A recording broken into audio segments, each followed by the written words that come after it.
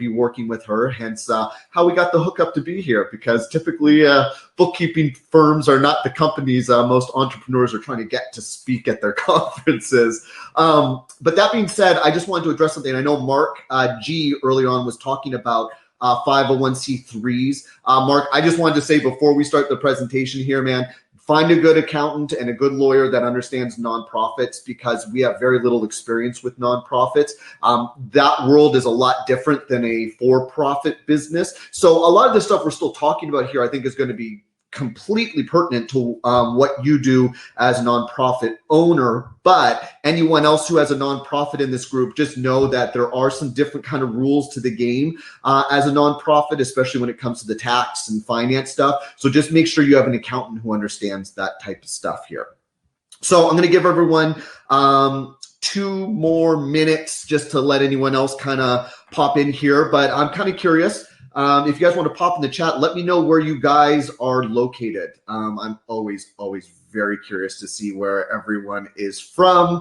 And because this is a little more of a software-based group, I know we're trying to learn how to build software businesses. I'm very curious to see where everyone's kind of located. It looks like we got people all over the place. We got 2 from Chicago, got a Hayward, California. We got a New York, San Francisco. I kind of honestly expected half of you to just be from San Francisco if you're building software, but that's a bias here. I know I need to not feed that stereotype of all the software people wanted to be in San Francisco. But yeah, all over the place here, DC, St. Louis.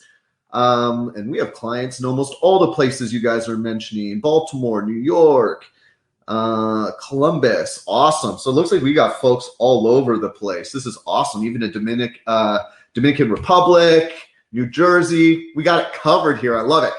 So just so you guys know, I'm based in San Diego. The business that I'm part owner in, our main kind of like headquarters, and headquarters is a very generous way to say it, but my business partner, Corey, is up in LA, and he runs our office with our bookkeepers up there, but I get to work remotely in San Diego. So so that being said, let's jump in, because I want to make sure I leave some time for some questions at the end if we can get to it, because I have some very simple stuff to cover here. Like, this is not rocket science. If you came here worried about like, oh man, are we going to be crunching numbers and doing a bunch of complicated stuff? We're not. I just want to give you like the basic game plan to set yourself up well from the start. Like, if you guys are just starting businesses or have young businesses, it's just important that you run a basic game plan around your numbers. And that's what we're going to be focusing on, the 3 financial practices for a healthy and profitable business here. So let me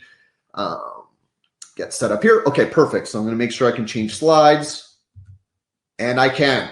Awesome. So here's what we're going to learn. I just want to make sure we all understand kind of what we're dealing with here. So we're going to learn the 3 financial practices every online business needs to put into action for a healthy and profitable business. Again, just 3 basic things. We're going to focus on why some simple numbers crunching can make a huge difference for your sales and marketing efforts, and then how to access and utilize our free sales forecast tool, which, like I said, we are going to provide for you at the end of the presentation here.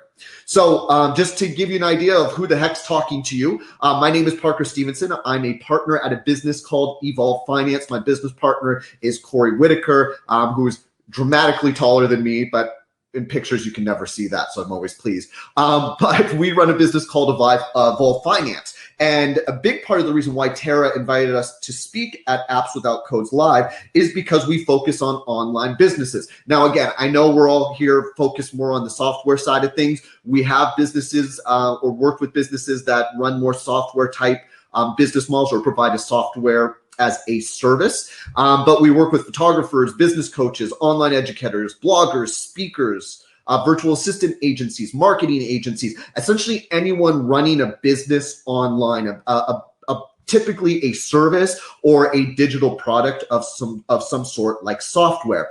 And the reason we've built that niche is, number one, as a business owner, it's perfect, or it's a good strategy to have a niche no matter what you're doing, period. But the reason we decided to go after this niche is because most bookkeepers, let alone accountants, just don't know how the online space works. They don't really know how to manage what's going on there. Tamika just said, I can't hear a thing. That's terrifying. Can everyone hear me? Because I hope I'm not just a video that no one can hear. Can we just confirm that somebody can hear me? Okay, cool. Thank you. Hopefully, Tamika, you get your stuff figured out there. But as I was saying, the reason we built this niche is because a lot of bookkeepers and let alone accountants just don't understand how the online space works. So I just wanted to show you some of the types of businesses we're working with, just to give us some credibility, because you don't know who I am, other than the fact that we manage Tara's numbers for her. You don't really know who we are. You might know who some of these people are. You might not. I don't show them to brag if you do know who they are. I just want to make sure that you guys understand we're a legitimate business. And I do know what I'm talking about in this presentation, because, again, you don't know me. So let's get into what we can do for you guys, though. Enough about me and on to you guys. So what we are going to focus on are the 3 financial practices, as the title said, and let's get into the first practice. Or actually, let's get into first covering what those 3 things are. So the first thing we're going to want you to do is separate business and personal finances. For some of you, you might go, oh, that's a no-brainer. For most of the businesses we work with, they don't think to do that. And that's something we're going to talk about here in a second. Track your business's finances every month. A lot of the times we think our businesses are too small, so we think, we don't really need to track our finances. Again, don't think that's the best advice. We're going to talk more about that.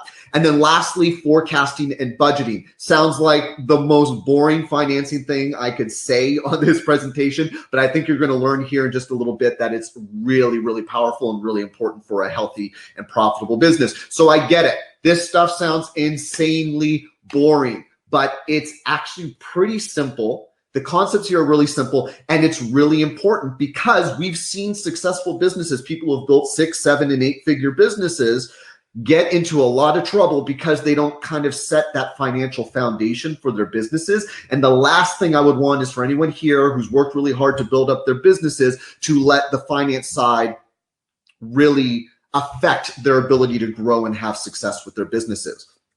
So the first thing we're going to be focusing on here is separating your finances. And luckily, this is an easy one. This is an actionable one you guys can do as soon as you're done with this whole conference and you're ready to start putting some things into action. And all you're going to do is create dedicated checking accounts, savings accounts, credit cards, merchant accounts for your business. So here's the thing. If you do have a business entity, so you're an LLC, you're an S Corp, or maybe you're a nonprofit, or maybe some of you are C Corps, but the businesses we typically work with are going to be LLCs and S Corps. And so if you have one of those entities, create a checking account with your business entity, savings account, set up your PayPal account if you're going to have a business PayPal account, any merchant accounts you're using like Stripe that you're going to collect payments from your customers through, get all that set up under your business entity. But if you haven't created a business entity yet, it's all good. All you need to do is set up a dedicated account. So let's say you have a few personal credit cards. You're not ready to make the commitment to open up a business entity. Take one of your personal credit cards and use it just for the business. So at least you have a credit card where only business expenses are going through it. And you may want to do the same thing with a checking account. Have a checking account where all of your revenue and expenses get connected to. So it might just be a personal checking account set up under your name. It's not set up under your business, but it's separate from your personal checking account. Now, this is really important for a few reasons to do this. The first reason is it helps your personal budgeting because, number one, you do need to have some ability to keep track of just your personal finances because, obviously making sure that you're making good financial decisions for yourself personally it has a bigger impact on your business than you think. If you have to pull a lot of money out of your business in order to support your personal lifestyle because you have a lot of debt or you have a lot of expenses, or all of a sudden your business starts making some money and you feel baller and you want to go buy a Mercedes or something like that, well, then that's just more pressure on your business and less capital your business has to use to grow, whether it's through advertising expense, getting more people, more labor, whatever it may be. So by keeping your business and personal finances separated, you can keep better track of what's going on just with your personal expenses. But then it's also going to make it easier to track what's going on in your business because you're going to have accounts that only business expenses are going through, which will be really important for accounting.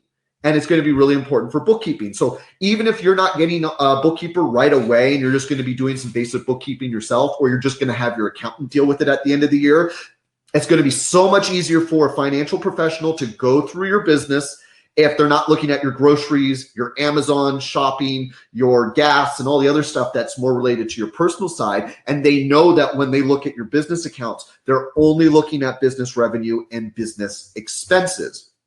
And then lastly, I think this is an underrated one, more work-life separation.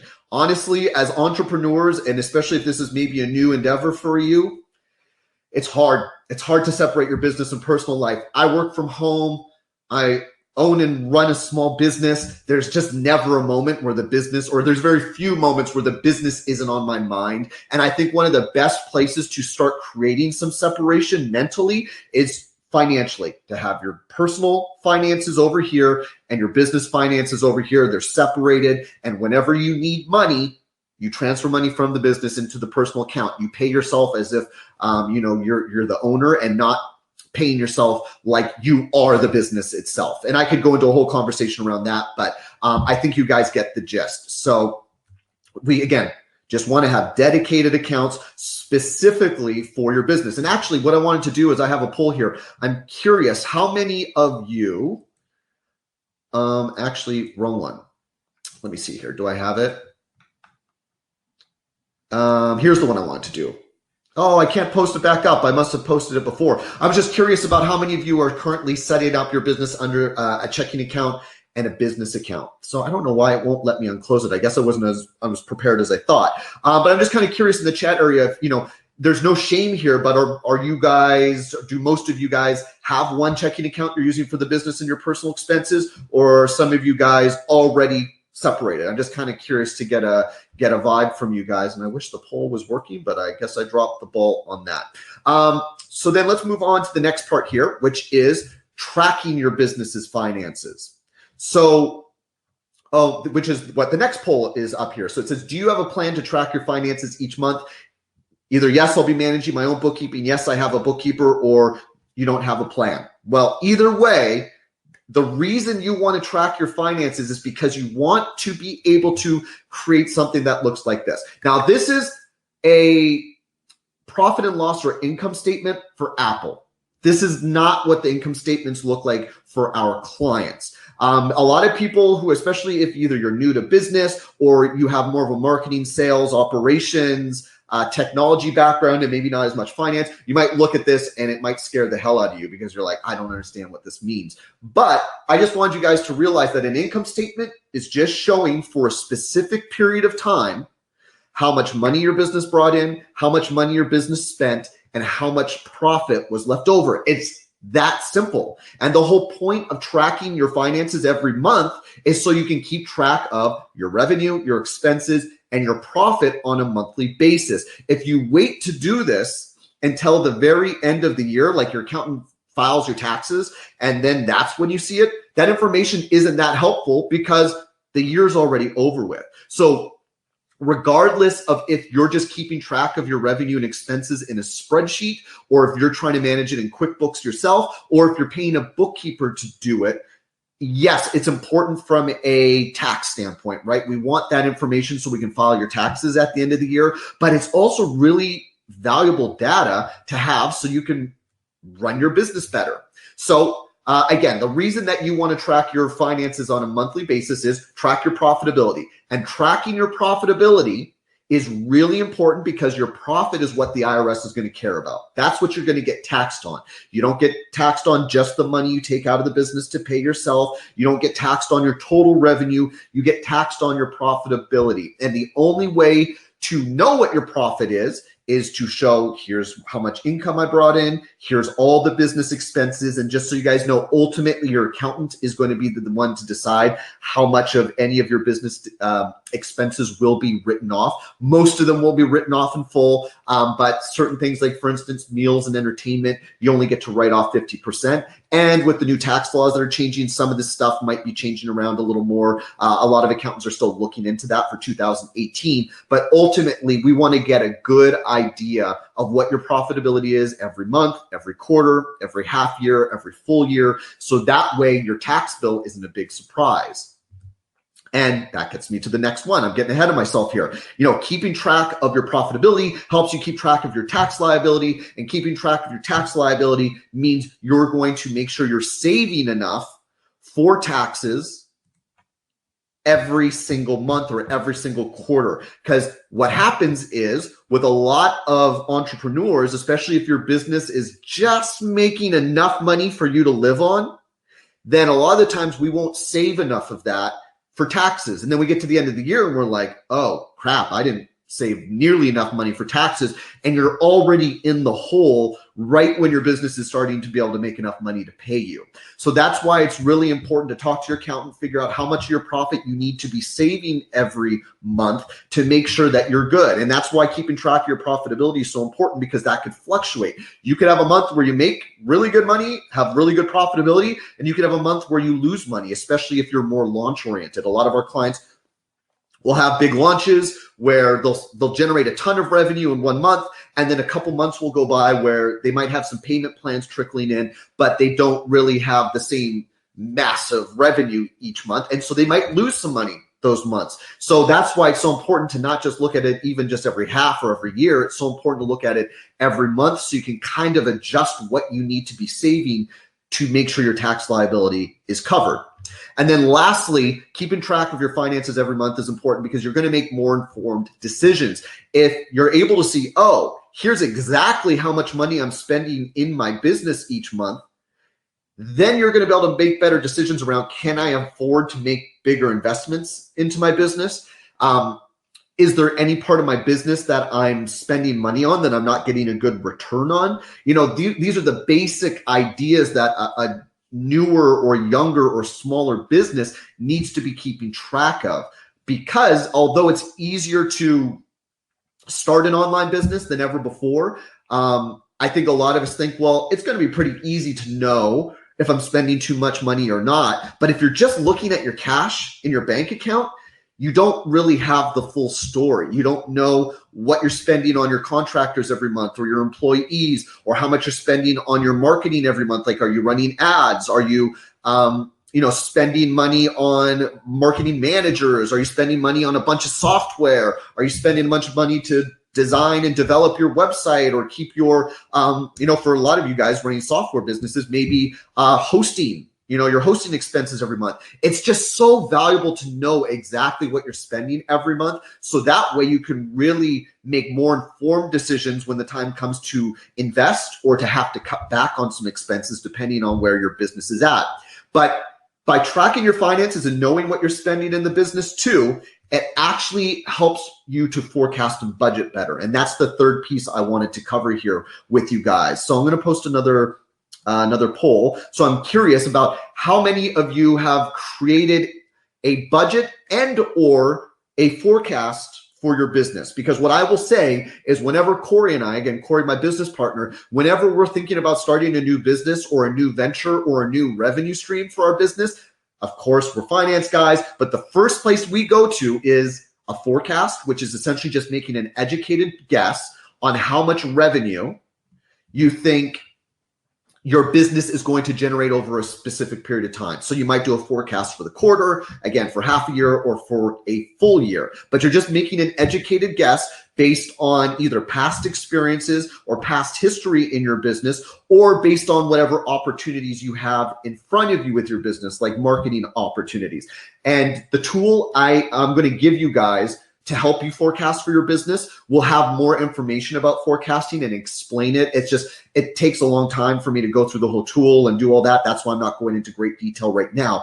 But what I want you guys to understand is the importance of forecasting and budgeting. So the first thing it's going to help you do is it's going to help you create a clear strategy. And you're probably going, well, how? All I'm doing is guessing how much revenue my business is going to bring in. But when you get clear on how much revenue you need your business to generate and you have clear targets, your strategy becomes more clear. Because I think what happens for a lot of entrepreneurs is we go, I just want to make as much money as I can. Like, I just want to make any money, or I want to make all the money. And as much as that may seem like it could work, there's something to be said about having clear and targeted forecasts, not just for the year, but breaking it down on a monthly basis so you can have realistic targets for your business to grow. And you can also give yourself an idea of how much time you have to essentially invest in the business and get it off the ground before you either eat through all your cash or the business is just not profitable for too long. And that's where, again, just having a clear idea of how much money you want to generate on a monthly basis can really help create strategy and structure around where you're trying to take the business. And I will say this, as an entrepreneur, there are so many shiny objects everywhere trying to get you to try this marketing tactic or do this with your business or that as soon as you have a forecast and you've put some thought into why you think you can generate that revenue and why you think you're going to hit those numbers, all of a sudden you get hyper-focused. All of a sudden the other distractions are not going to be distractions anymore because I have to make this much money and I created my forecast because I think I'm going to make this much money this month because of these activities. So I'm going to focus only on the activities that are going to get me to that number. Now, that doesn't mean you shouldn't have long-term strategies, long-term marketing plans. Of course, all that stuff's important. But when you're a young, new business or a small business, cash flow is king, and making sure you have revenue coming in and making sure you have a strategy for how you're going to attack that revenue, a focused strategy, is what's going to create successful entrepreneurs out of this group and not successful entrepreneurs in this group.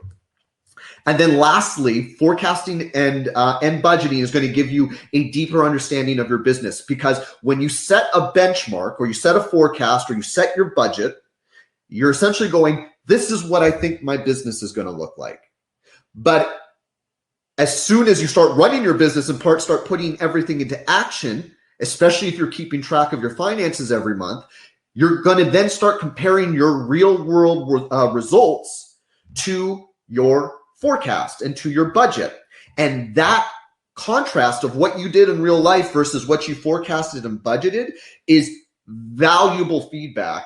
That's going to say, hey, why didn't I hit my numbers? Or, hey, why did I blow my numbers out of the water?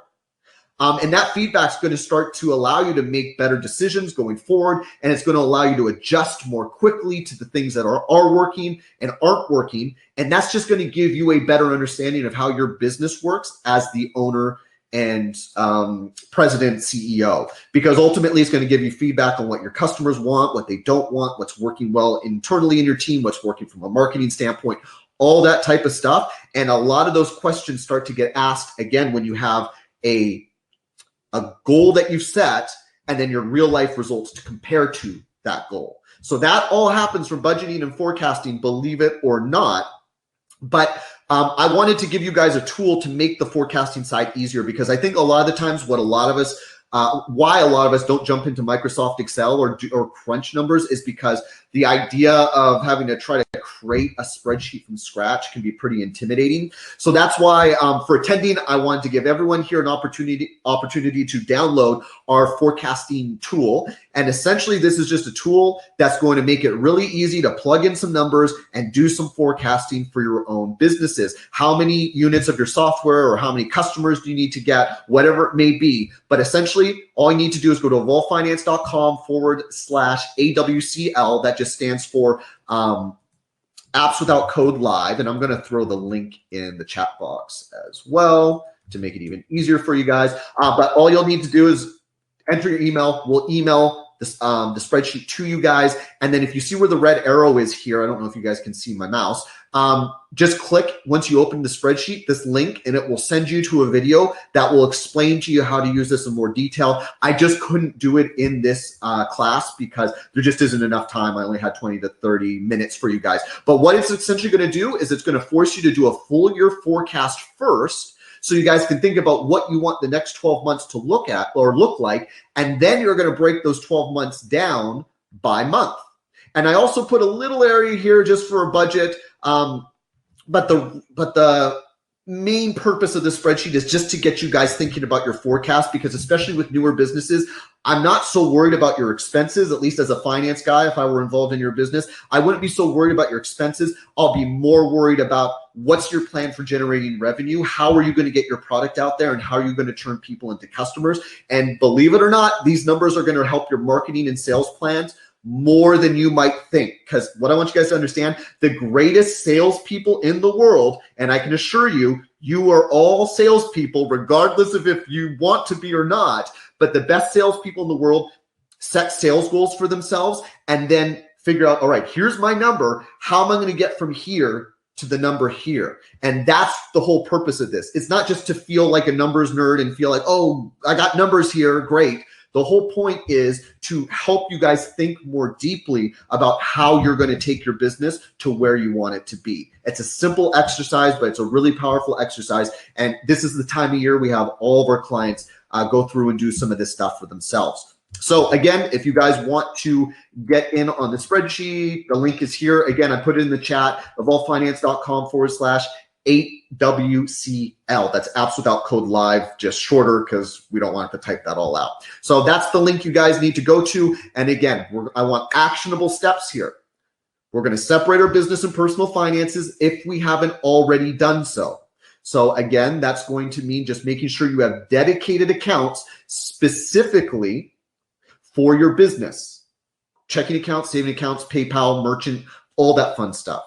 Then we want to make sure we're tracking your business's finances every month. Again, it might just be you creating a spreadsheet and keeping track of how much income, how much expenses you have. For newer, smaller businesses, that might be all you need to get started. Otherwise, you can find a bookkeeper to help you out with that, or you can attempt to do QuickBooks on your own. I just don't recommend doing QuickBooks on your own because QuickBooks is a pain in the butt and it takes a lot of time to learn how to do it right. So sometimes a spreadsheet is better. And if a spreadsheet is going to be too cumbersome because you have so many transactions going on in your business that to do it yourself just doesn't make sense, don't try to figure out QuickBooks on your own. Get a bookkeeper to do that for you, because honestly, that's kind of the last thing you need to be doing as the owner of your business. You should be focused on driving sales and growing the business and making sure the business is healthy. And then lastly, the other thing is forecast and budget. Again, this is the perfect time of year to do this stuff. It's, I guess we're already into February, which just blows my mind because January flew by, but it's a perfect time of year to think about what the next 12 months are going to look like and get a plan in place with numbers to back it up. So it is 12:10. We started at 12:45. I think I have 5 minutes, potentially. And I don't know, Tara can maybe tell me if I don't, or Dan. But I just wanted to see if anybody had any questions. I think there's a Q&A section. Yeah, do you guys know how to use the Q&A section so that way the questions can come in and I can kind of answer them? Because unfortunately at the chat, there's so much going on here. I'm not sure how to search through the questions. So if anyone has any specific things they kind of want to ask about what we just talked about here and how it may relate to your business, I'm happy to do so. Otherwise, I'm going to scan through the chat here and see if any questions popped up. What cloud-based accounting system do you recommend for your clients? QBO, FreshBooks, Xero. And this is from Brian. Thank you, Brian. Are there any payment platforms you recommend that have extremely simple data syncing and integration, Stripe versus PayPal versus Venmo, for example? This is awesome. This is actually a great question. I can talk a ton about this. So number one is, again, like I said, I don't recommend doing your bookkeeping yourself. We use QuickBooks Online for all of our clients because, again, we're a bookkeeping company. QuickBooks, or Intuit, who makes QuickBooks, it's the standard. Now, there are some accountants moving to Xero. I don't really know of any accountants that use FreshBooks. FreshBooks and Xero are a little more marketed towards entrepreneurs who are going to try to manage their books on their own. So if that sounds appealing to you, then by all means. But QuickBooks is just kind of the standard for the industry, kind of like Microsoft Word is the standard for, word processing. Doesn't mean it's the only one, but it's the one pretty much everyone uses. Now, are there any payment platforms that you recommend? So it's funny. We did a an analysis of all our clients in 2016 and looked at like all the software they're using, just kind of tried to find trends. 99% of our clients use PayPal because it's just a great way to pay contractors, easy way to pay contractors without having to cut checks or, not all banks make it easy to wire money and all that kind of stuff. So almost everyone has PayPal just because it's easy to pay vendors and it's easy to collect money that way too. But then I think 40 or 50% of our clients also use Stripe, because Stripe just integrates with websites really easily. It integrates with WordPress sites. It integrates with Square. It integrates with checkout pages like Samcart, or it integrates with Infusionsoft and Entreport pretty easily if you're using CRMs like that, or if you're using Teachable or whatever it is. Stripe just works with pretty much everything. For anyone using Infusionsoft uses WePay. So WePay is another somewhat common one. And I'd say Authorize.net is also somewhat common, but I think it's a little more cumbersome. I don't think it's quite as easy to use. And I apologize, I'm under the weather, so I'm going to use a Kleenex right now. But I'd say Stripe and PayPal will cover your bases until you want to maybe look for other merchant account options out there. I'm not sure necessarily why you'd want to or what circumstances would create that, but you really can't go wrong with that stuff. Do not use Venmo though. I know you mentioned Venmo. Venmo is not meant to be used for business purposes. They will close down your account if they realize that you're paying vendors or collecting money through Venmo, even though Venmo is owned by PayPal. Use PayPal for your business. Use Venmo to pay your grandma back for dinner. That's kind of how we like to think of it with our clients. I'm starting to do so. It's easier to have an account that receives money, but not always to spend from. I have a nonprofit account online and offline. Okay, so those are people answering my question.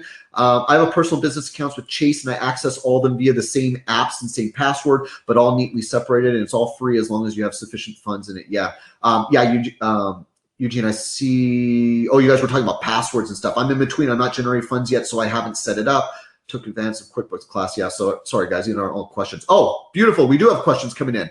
I use Enco app for some help with my expenses and proposals. Do you have any other recommendations of apps for finance? If there isn't really a whole lot of apps we use, at least phone apps, just because, again, we're dealing with QuickBooks for our clients. So I'm not super familiar with anything like that. But if you have an app that just makes tracking your business expenses and income easier, especially in the early stages of your business, then Kristen, I'd say that is a good plan, at least for now. And especially with software businesses, it's a lot easier to do this stuff because you're not typically buying inventory. You don't typically have employees right away. So an app like that is going to be pretty good to start with. Let's see what else. So Tara asked, are you familiar with the profit first model? What's your opinion on that? That's a great question, Tara. It's funny, we've been getting this even more. So profit first, I can see how it works for some people, but for our clients, we don't really recommend it. And that's not, we've read the book. Corey and I both read the book, and I get the idea behind it. But honestly, if your business has such huge cash flow problems that the only way you can do it, you can run your business, is by separating out your profit first and then running your business with the rest of it. I think there's deeper seated issues with how you're running your business. And if you're not familiar with profit first, then that might not make any sense to you. But if you're tracking your finances every month and keeping track of your finances with a P&L, again, hopefully everyone here will be able to afford a bookkeeper at some point and someone else will be managing this for you. But it should become pretty apparent in your business where you're spending too much money. Because if you're running a laundromat or you're running a lawn care service, or like a lot of the examples they use in Profit First, I think are more local businesses, more classic businesses. But when you're running a software business or an online business that's not dealing with inventory, your biggest expenses are going to be software, your team, and advertising. Keep those under control, and you're going to be all good. You just need to keep track of those things so you can monitor that and making sure you're getting an ROI on everything. So David asked, do investors expect your estimated financial numbers to be in the ballpark when your business has not even launched? I'm starting a video sharing social media app, but it's extremely difficult to predict how much our operation database is going to cost, and I do not want to give anyone the wrong numbers. Yeah, it's interesting, David. So we don't have as much experience with like initial startup type businesses, but if I were putting together a proposal, I would focus more on the forecast and maybe a little less on the budget, because I think for something like what you're doing, it's how are you going to get your user base up, and how much revenue do you think you're going to generate from that user base? And then a lot of the times you can kind of adjust the expenses from there to meet that revenue, minus the database costs or your hosting costs for something like that. I think you need to get really clear on what your hosting costs are going to be. So as your user base goes up and your revenue goes up, like let's say your hosting or database expenses are going to be roughly, I don't even know number, 20% of your, of every dollar you make, then I think having something like that incorporated in is going to be really important. But again, in the early stages of where your business is at, I think getting a forecast and a plan behind how you're going to hit that forecast is probably going to be what investors are going to care about the most, aside from whatever major expenses you have, like domain or like hosting and database stuff like that.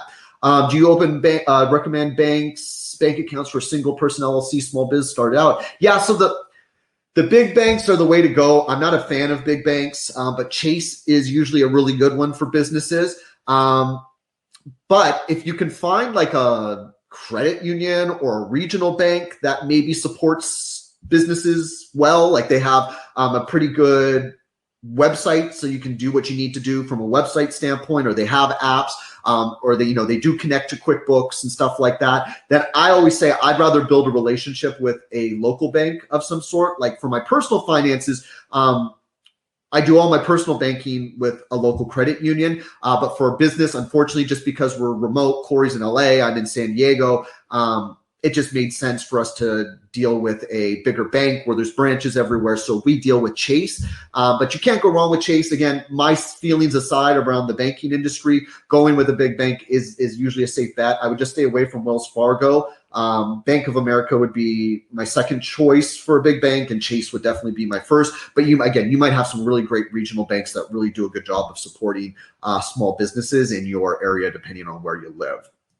Let's see what else. Any tips on determining your TAM, SAM, and most importantly, market share? I will fully admit I do not know what TAM or SAM means. And your market share, I mean, that just depends, like how many sales you're making. I don't like, for instance, I worked in the sporting goods industry, and we had a company that tracked everyone's market share based on their sales.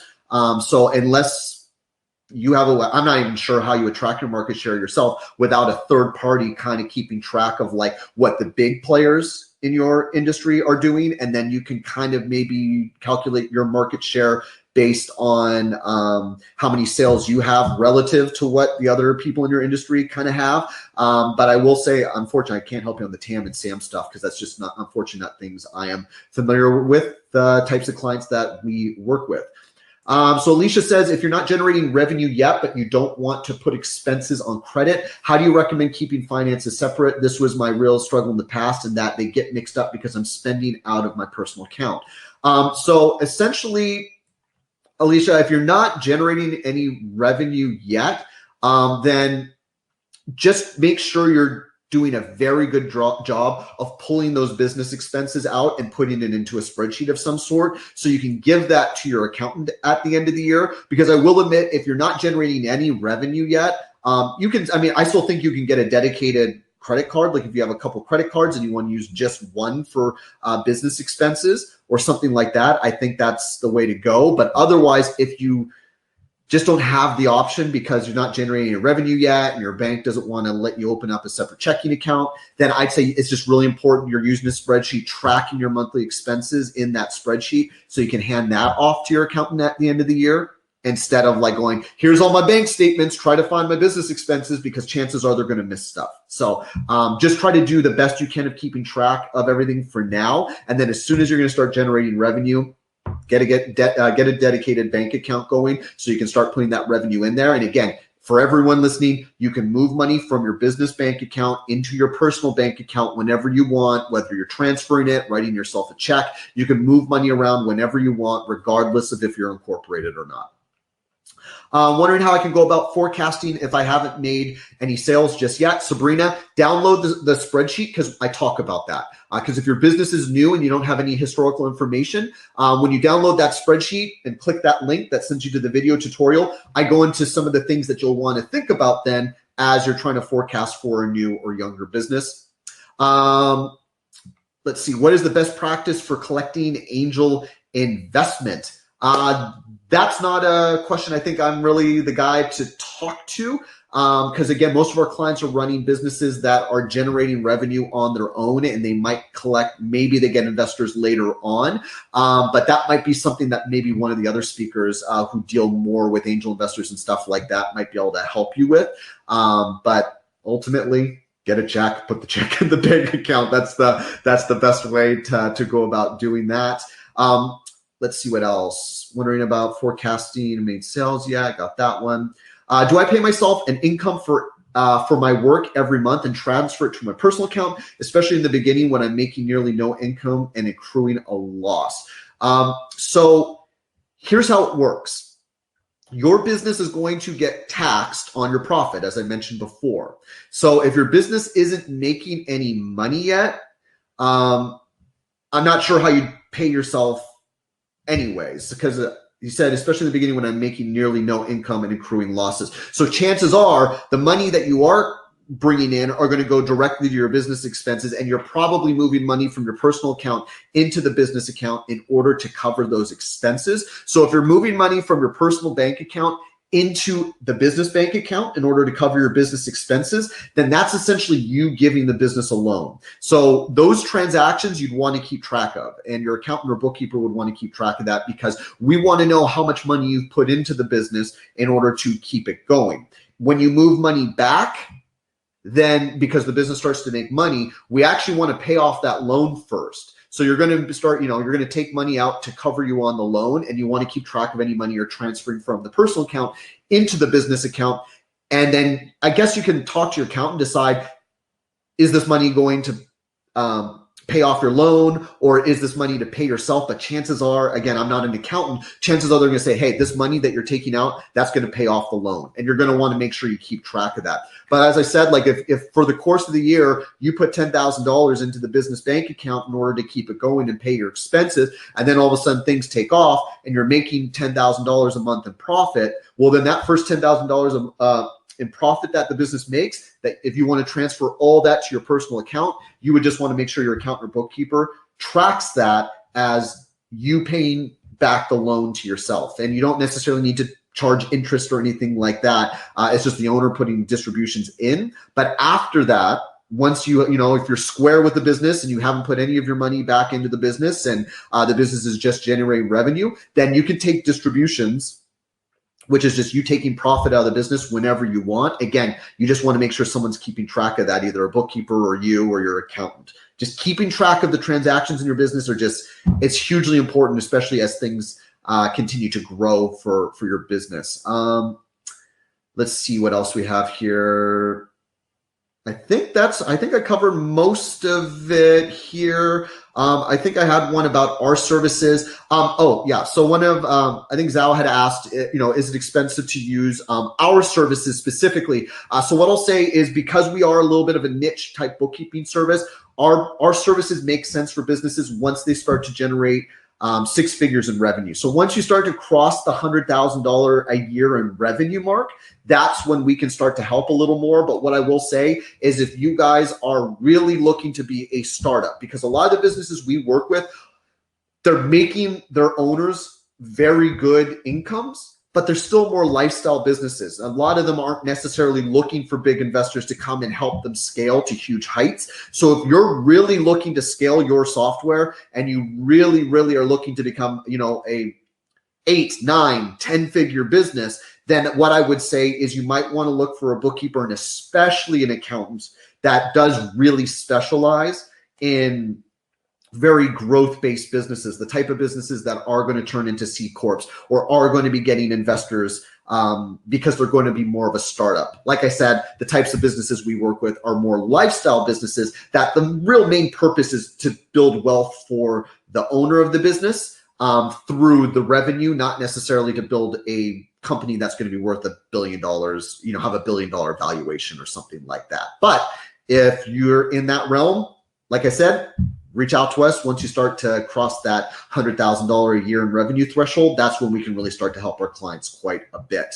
But I think that's all the questions I see here. Oh, had no idea Venmo wasn't generated towards businesses doing a small startup for a college dorm room, trash removal. All my fellow students use Venmo. What workaround would you suggest? There is no workaround. Venmo is just, if you're doing it, if you're using Venmo, it's free. You don't pay a merchant fee. So if you're charging, like everyone who is collecting money for their software, or even for us, when we bill our clients every month, we have to use a merchant provider. So for instance, we send invoices out directly through QuickBooks. But for instance, when we sell our courses, we use Stripe or we use PayPal. To collect money, unless someone's writing you a check or handing you cash, the merchant provider is going to want their roughly 3%. And to use Venmo is set up so that you can pay your friends. It's not business related. So that's why they're saying, hey, we're not going to take the 3% because this is friends and family transactions. So don't worry about it. Just use the software. We want the software to be helpful. But as soon as you start using it for business, then part of the cost of running a business, and we literally put a 3% merchant fee cost for every dollar we make. And if we're doing a forecast with our clients, it's a 3% for every dollar they make, automatically going to be included on their forecasts and budgets. So there's no workaround other than, if you don't mind using Venmo and risking your Venmo account, then go ahead and use Venmo. But if they do suspect you're paying contractors and people for services, they can close down your account because they want you to use PayPal instead. So you take the 3% merchant fee hit.